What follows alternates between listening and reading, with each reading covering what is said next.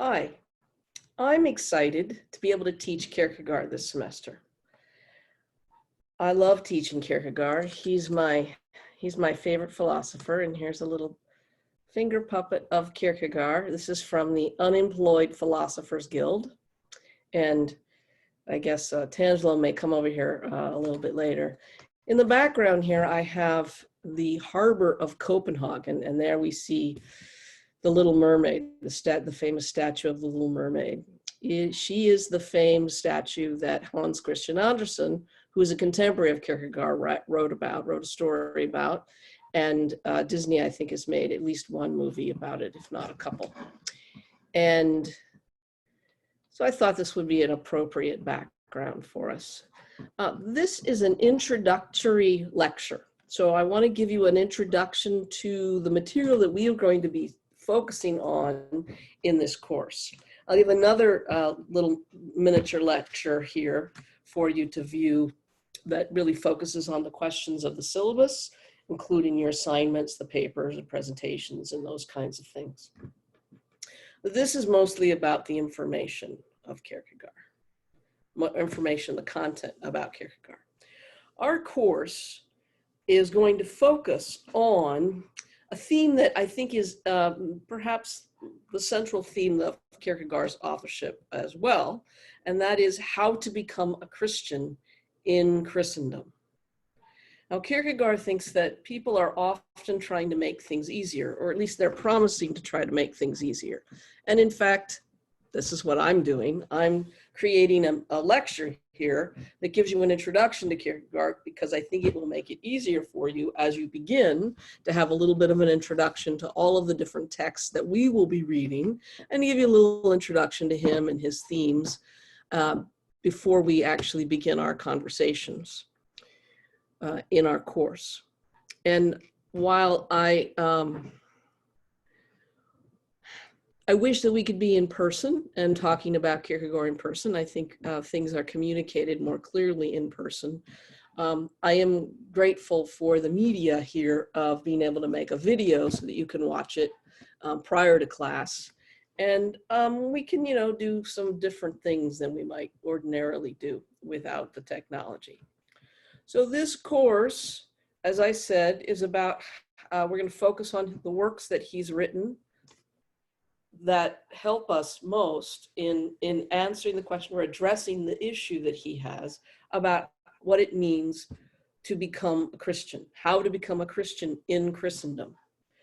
Christianity, he thinks, becoming a Christian is a very difficult task indeed, is a task that takes one's whole life. And becoming a Christian in Christendom is also a very difficult task, even more difficult, because of what he thinks is the monstrous illusion, the prodigious illusion that we are actually all Christians, and therefore we don't need to become Christians. More about that later. Kierkegaard is called the father of modern existentialism. You may have heard that when you've studied him in the past, or may have heard other people say that. Now, what does existentialism mean? What does that mean, modern existentialism? Well, it is often understood as an approach to philosophy that focuses on freedom and responsibility of the individual. And let me say that again. It focuses on the freedom and responsibility of the individual. Freedom, the responsibility of those choices that you make as you yourself individually make, not what someone else has made for you or that you're doing because the crowd's doing it. And then the individualism is a focus as well. According to the Stanford Encyclopedia of Philosophy, existentialism, quote, may be defined, okay, Tangelo, may be defined as the philosophical theory which holds that a set of categories governed by the norm of authenticity is necessary to grasp human existence, end quote. Authenticity then, along with the freedom and responsibility of the individual to be authentic in their choices, doubting the norms that you've been given, and doubting those claims that have been assumed to be true, and even doubting whether or not, am I making the right decision or not? Because freedom brings with it anxiety. Kierkegaard wrote a whole book about that kind of existential anxiety or dread. So authenticity, freedom, doubt, questions of meaning and meaninglessness, all of these characterize existentialist philosophers and novelists. Some of you may have be familiar with Jean-Paul Sartre, or I know a couple of you at least are familiar with Albert Camus, because I know you've been reading The Plague in the midst of our plague. Eliot. Well, another way of getting at this nomenclature is that existentialism is an approach that to understanding human existence and experience that rejects essentialism. It rejects the assertion that humans have an essence that has been created or given at birth or conception, or in the heavens, or in the realm of ideas, and that either because of original sin, or the corruptions of physicality or matter, or the necessity of actuality in opposition to possibility or potential, has become damaged. This essence has become damaged, or it's lost its memory of the ideal. And in this essentialist approach, the goal of human life is to shed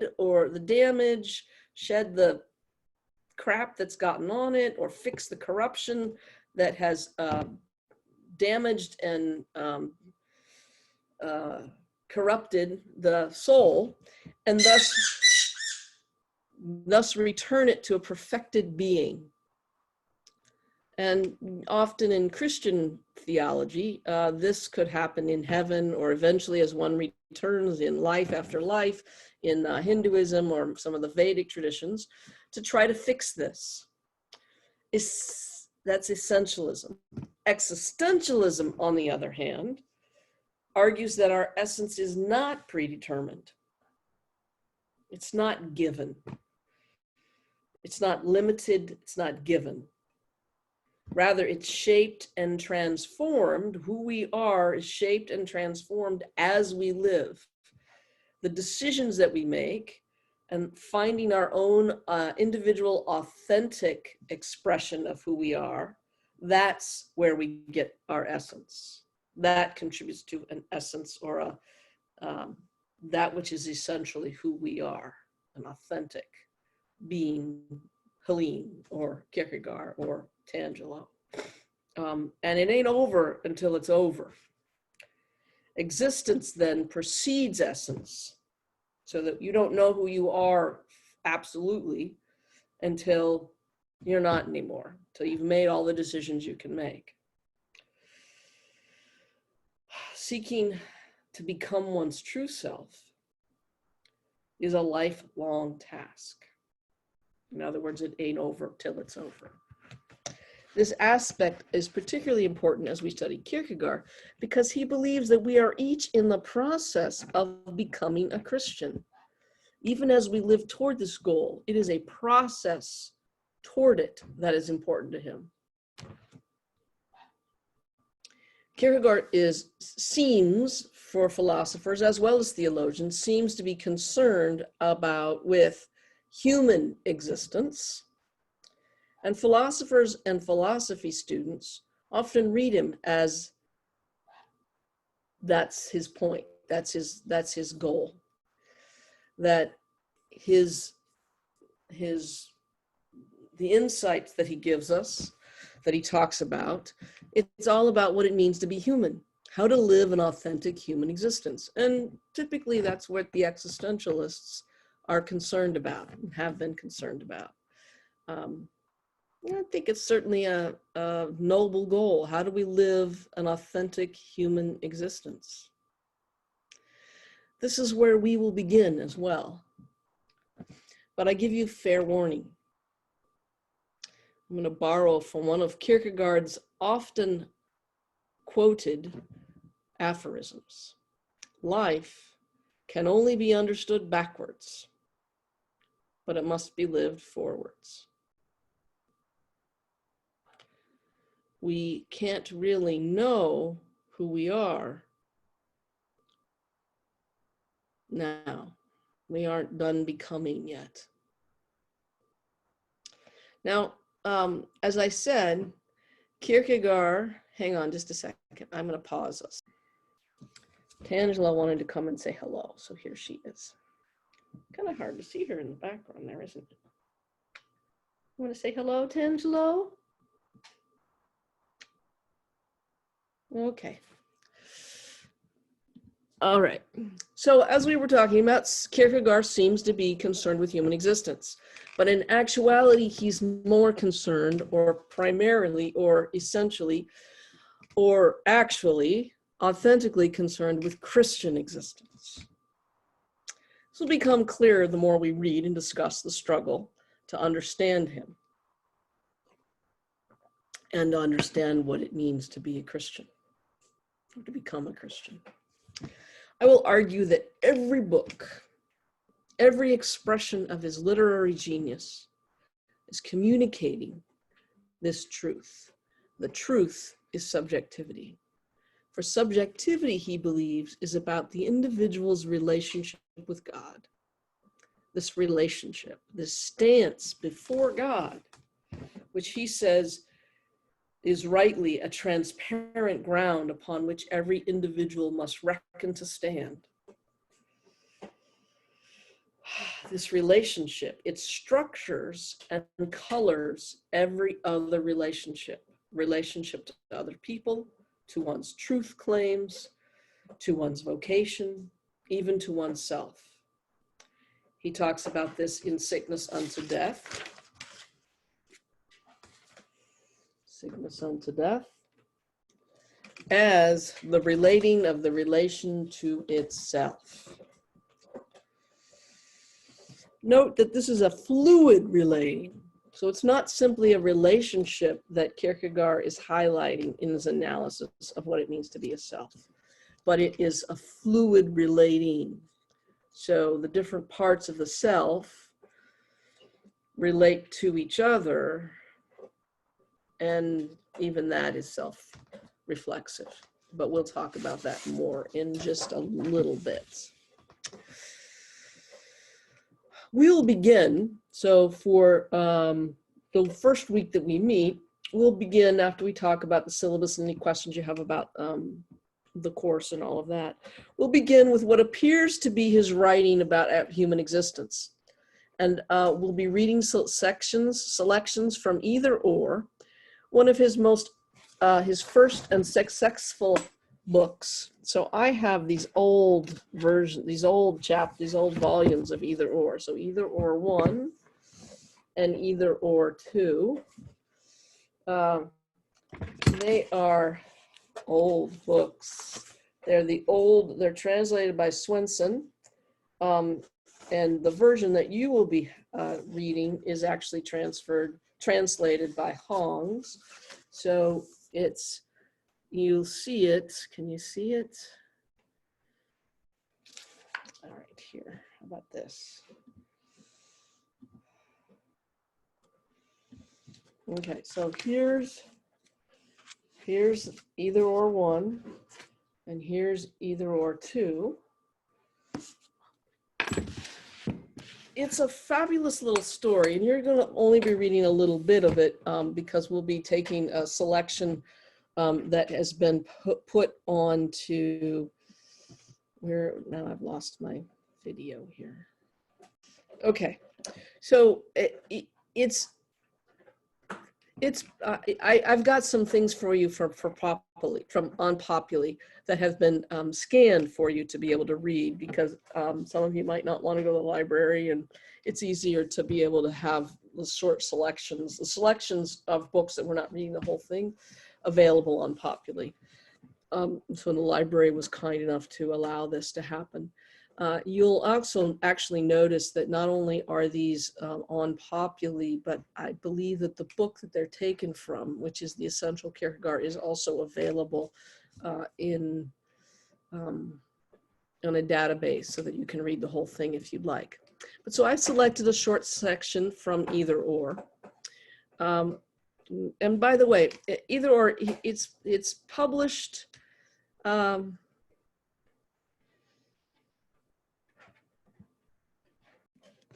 okay, so Either Or is one of his first, it's his first published book, and it is published in 1843. And as you saw, he publishes it under a pseudonym, Victor Eremita. Both volumes are published under that pseudonym. But they are, one gets the impression that they are actually the papers from different persons. We often will characterize Either Or volume 1 as the papers from A, and volume 2 of Either Or as papers from B. And that will be more meaningful as we continue on. He publishes his own books, which means that he gets to name it whatever he'd like to name it. He has complete artistic control over what's published, when and how it appears, but it also means that he's paying for the expense of publishing itself. And for the most part, the books basically go in distribution in Copenhagen, perhaps a little bit further than that into other parts of Denmark, but very few, not until later does Kierkegaard enjoy a kind of anything like the world fame that he has now. Note at the same time that he's writing this book on Either Or, which is, it's his most successful, actually. People find it enjoyable to read. He's also writing books that are religious works, and they're published under his own name, written under his own name, and he calls these edifying discourses. And they read somewhat like sermons or devotional essays. Now, before we move too quickly, I just want to go over a little bit of Kierkegaard's life. He's quite the guy. Here's a gigantic book, the most recent, well, not the most recent biography. There's another biography that's just come out in the past year. I have not read that one yet, but I'll look forward to it. This one is quite detailed with a lot. It's written by a Danish scholar, Joachim Garf, who I've met, and he's very fun and knows a lot about Kierkegaard. Anyway, just to give you a sense, some sense of his life, because his life ends up being much more important to his thought and what he's doing in his authorship than even for most philosophers and theologians. I think one's life, the life of the theologian and the author, are often important, but they're particularly important in Kierkegaard's. Kierkegaard is, well, let's start with Kierkegaard's father. Kierkegaard's father's name was Michael, and he was married. No, he wasn't married yet. Let's not get too close, too ahead of ourselves. So when he was a young man, he lived in the Jutlands. So that's north in Copenhagen, north of. So Kierkegaard's father is born. I'm going to show you the screen. Let's see, how do I do that? Here we go. So you can see that this is a map of Denmark, and Copenhagen is, I don't know if can you see me what I'm doing? Oh, Copenhagen is over here close to Sweden on the eastern part of Denmark. The Jutlands are over here, and this is where a lot of the fjords and those kinds of things that you've probably heard of. that's where Kierkegaard's father is raised. And he is a poor goat herder. He's not particularly happy. He thinks he has a miserable life. And when he's still a fairly young man, he curses God for having such a miserable life. But soon after that, his mother's brother, who is an uncle who's a merchant, takes a liking to him and invites him to come and work with him. And so he ends up going to Copenhagen, and he ends up becoming a merchant, a clothes merchant, and a variety of different other types of merchants, and makes lots of dollars, becomes a millionaire, so to speak. And he's married early on, but his wife dies. And then he remarries, and he ends up remarrying a woman who was the household clean, the person who the live-in help, so to speak. And that woman is Kierkegaard's mother. Kierkegaard is very attached to his father. Kierkegaard is actually youngest of lots of brothers and sisters, mostly brothers. And his father is in his 50s by the time Kierkegaard gets to be old enough to talk to him. And they have an odd relationship. It seems to be characterized at first as Kierkegaard's father being rather strict. He's a pietist, so he's influenced by the Moravians, but he's very strict in his piety and his Lutheranism. And we'll get to that more later in what that might have looked like in the 1800s in Denmark. By the way, Denmark is Lutheran. It's then in particular, but all of Sweden and Norway, it's all very Lutheran. You remember Luther in Germany, and all the Lutherans, or Lutheranism, it characterizes most of Scandinavia. And let's see, I'm going to stop sharing now. So Kierkegaard grows up with a father that's rather strict, and he's also not really able to play very much with the little Soren.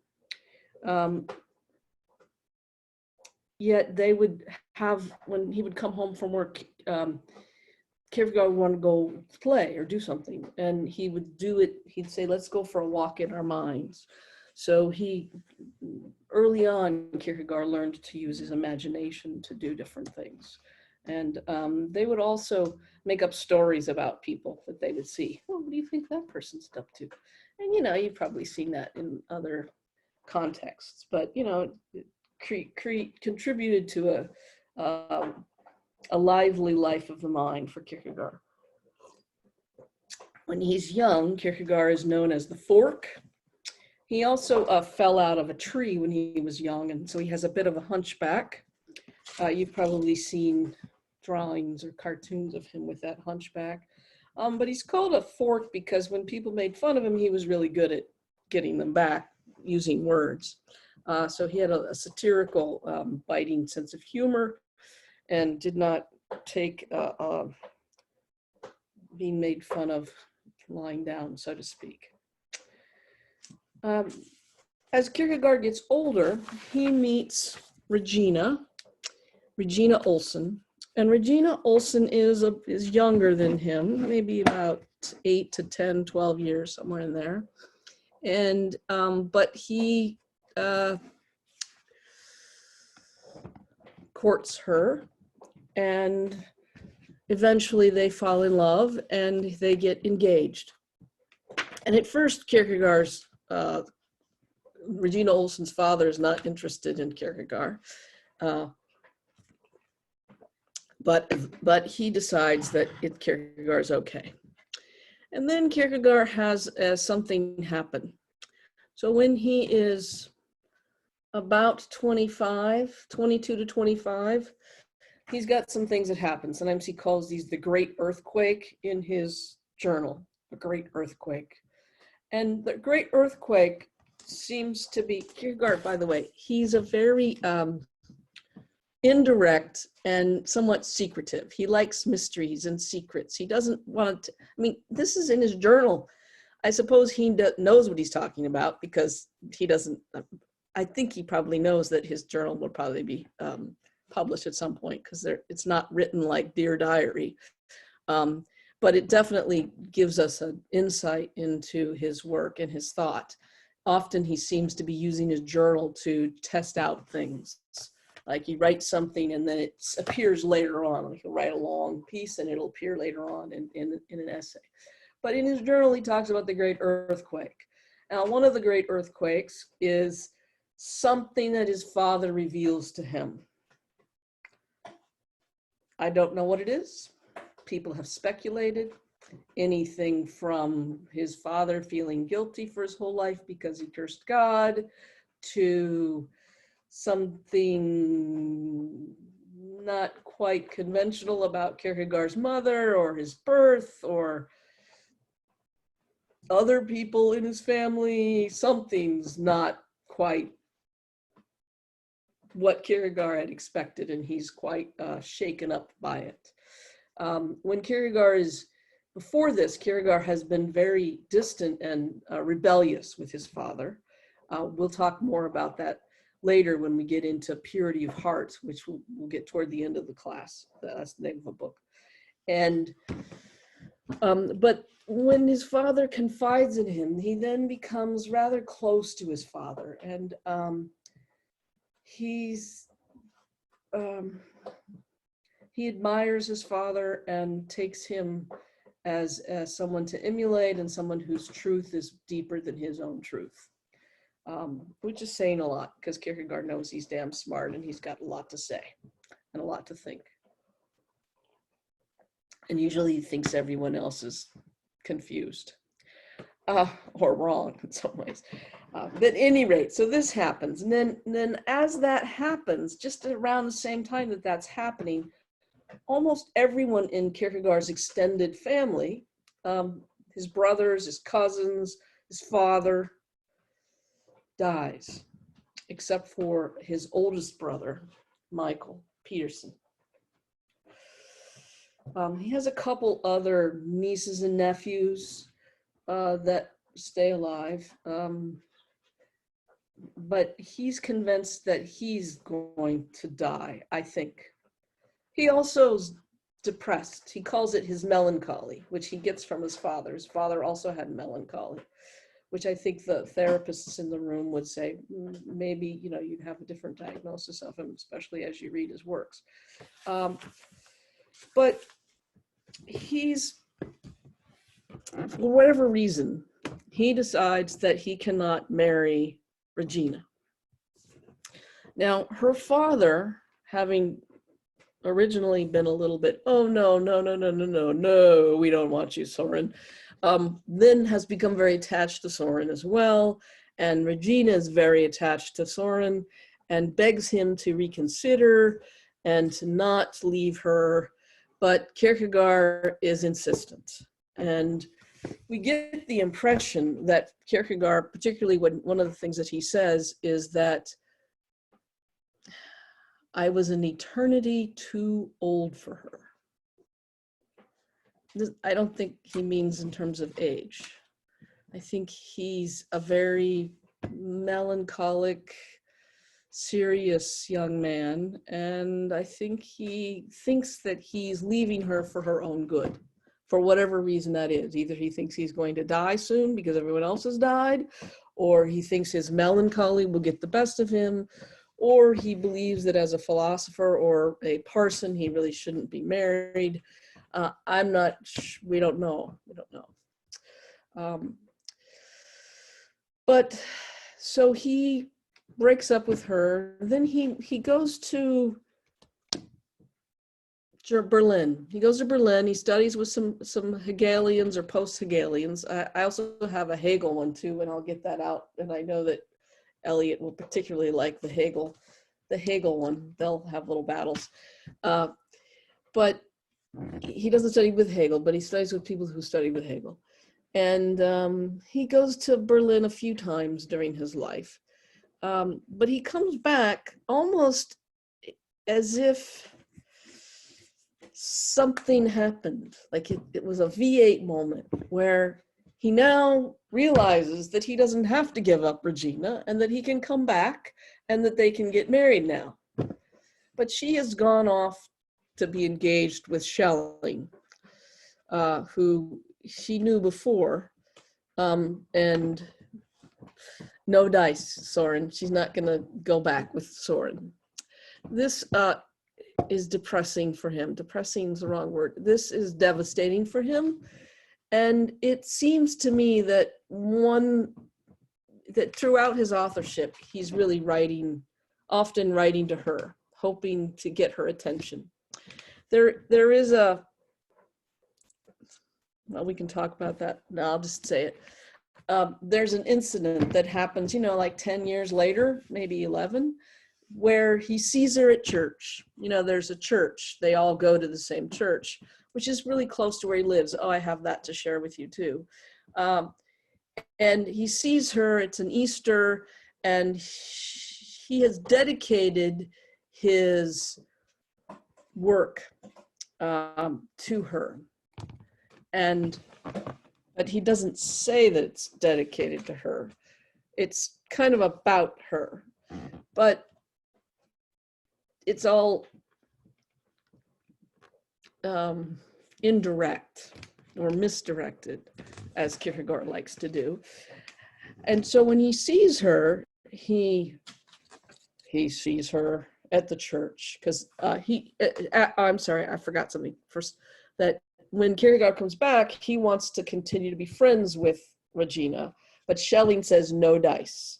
No, you're not going to go and hang out with my wife. It's not going to happen, Mr. Philosopher guy. So Kierkegaard is very sad. But so he has to communicate with her indirectly. So he sees her at church, and she nods at him. And then he nods back.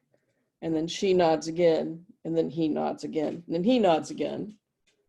And that means a lot. That means she read his book. She understands that the book was about her and why he did what he had to do. And she forgives him. And she knows that he still loves her. And and that's written in his journal. So, he's got some issues, but he's a delightful author, and he does some really interesting things. In his Either Or book that I was just mentioning earlier, he starts off by, okay, so we're going to talk some more about Either Or. And, well, actually, we're done talking about Either Or. We're going to talk about the next book that we're going to read, and that is Fear and Trembling. So there's several versions of Fear and Trembling. Here is one. It is a hardback version. You probably have a simpler version. There's also a version that has both Fear and Trembling and Sickness Unto Death together. Where'd we go? There we go. Okay. This is one of the most popular books read by undergraduates nowadays. Personally, I think it's a little bit of an odd choice, but I can understand why philosopher professors particularly like to read it. It's fairly easy to follow, although I think it's difficult to engage very deeply. But it raises issues and questions of the relationship between ethics and religion, which are really important questions for people to think about, particularly in philosophy of religion. And faith appears on the surface in this book to be quite outrageous. In my opinion, I think undergraduate professors of philosophy often like to blow students' minds about their unexamined faith or religious affirmations, but that may be different these days. So this book raises several important questions and issues that are ripe for our discussion about what does it mean to have faith, and how is faith and your religious responsibilities, on the one hand, related to your ethical responsibilities. Immanuel Kant, Kierkegaard is writing in opposition to Immanuel Kant about this particular point, when that Kant believes that religion really is about ethics. It's about how to promote ethical behavior and ethical choices. So for Kant, there's two parts to a person's mind. No, two parts to a person's motivation. The first one part is what he calls the moral maxim. And the second one is self-interests and what works for me, what I want right now. And he believes that animals operate out of self-interest and instinct. People, he says, however, have this other maxim, this other motivation, this other way of organizing one's decisions. And the moral maxim for Kant is, I have a Kant, one of these too, but that one's at school. Oh well. The moral maxim says 2 points. There's 2 points to it. The first one is that one ought to treat other people as ends in themselves and never as means to get to your own ends. Seems good. The other one is the categorical imperative, and that we won't get into that. Let's just stick with this one. And when one behaves in a moral way, the moral maxim is the thing that's most important in your motivation, and then self-interest is second. But he thinks that people flip those when they sin and when they do immoral things. He thinks that's what original sin does. It flips those things, or it puts them even, and then one gets more important than the other, or the one that's not important gets out of whack. And he believes that religion, this is Kant, he believes the point of religion is to help people get that moral maxim back on top, so that they're motivated out of treating people as ends in themselves and never as means, and that one should never, this is the categorical imperative, actually I'm going to talk about that. The categorical imperative is that one should only behave in a way that everybody can behave in the same way. So that's a universalization of ethical decisions, that you're making an ethical decision if everybody did the same thing you're doing. So there's no taking into account situations. Like if it's wrong to kill, then it's always wrong to kill. What if everybody killed? What if everybody stole? What if everybody did that? That's Kant's categorical imperative, and those two things make up the ethical in his mind. Kierkegaard is very influenced by his understanding, Kant's understanding of the ethical, as it is related to the universal norms and rules and laws that everybody should follow. So this work raises questions about if there's any conflict, or if religious responsibilities actually do simply deepen or make ethical decisions clearer or simpler. For Kant, the Gospels have Jesus showing people what to do, and trying to get people to be motivated, so that Kant believes that most people don't think about these things. But if you thought about them and you were smart, then you could figure it out. But instead, you and most women, all women for Kant, actually can't figure it out, so they need to have these stories that motivate them. This is not simply a question of the 19th century. It's also a question that perhaps you might have. There was a movie once that I watched, and the question was, if you'd go back in time and kill Hitler before he became the Chancellor of Germany in 1933, what would you do? What if you felt called by God to save the Jews and the Poles and the gay people and anybody else, the communists, all the people that Hitler killed? Would you suspend the universal ethic of not killing for religious purpose? This is a question Dietrich Bonhoeffer actually was faced with, and he chose to follow Kierkegaard's thinking when he participated in an assassination plot against Hitler.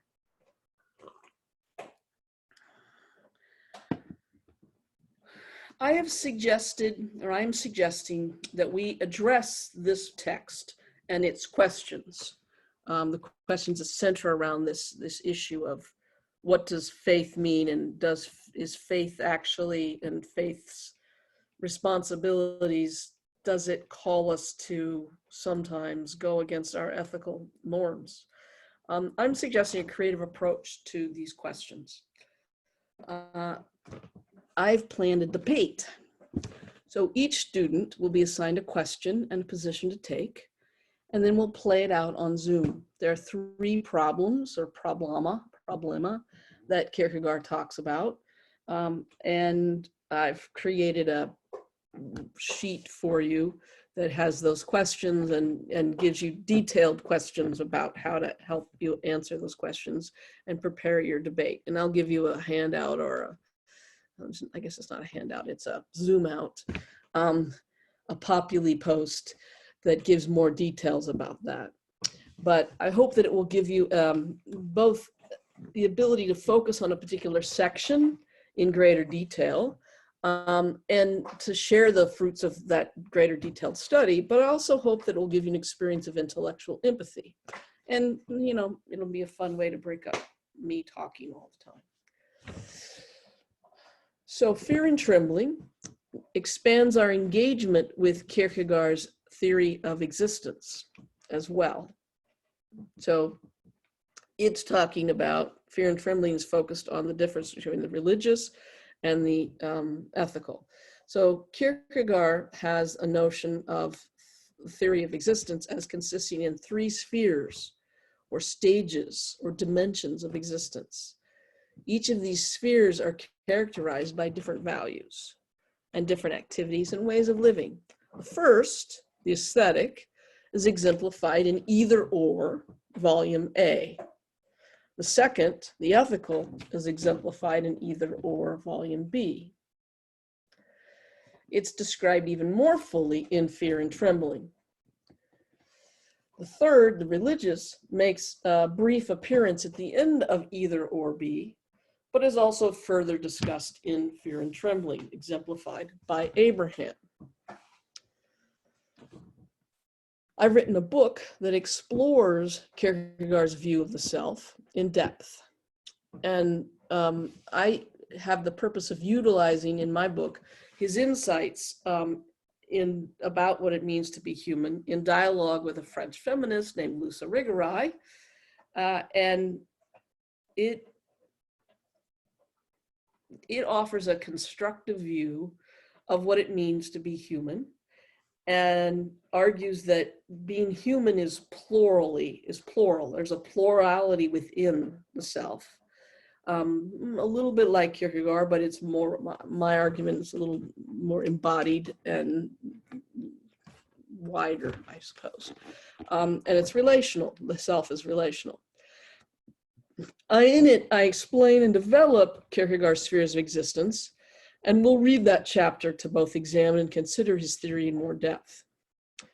And we'll give it'll give a survey of several different perspectives, secondary literature, perspectives on understanding these spheres, and what did Kierkegaard mean to believe, how did Kierkegaard believe they were related to each other, and then how do we think they're related to each other? So I encourage you, by the way, to do research and read secondary articles and sources on these topics, including Kierkegaard and faith, his understanding of the spheres of existence, his understanding of Either Or, his understanding of Fear and Trembling, and the other texts that we're reading and other themes.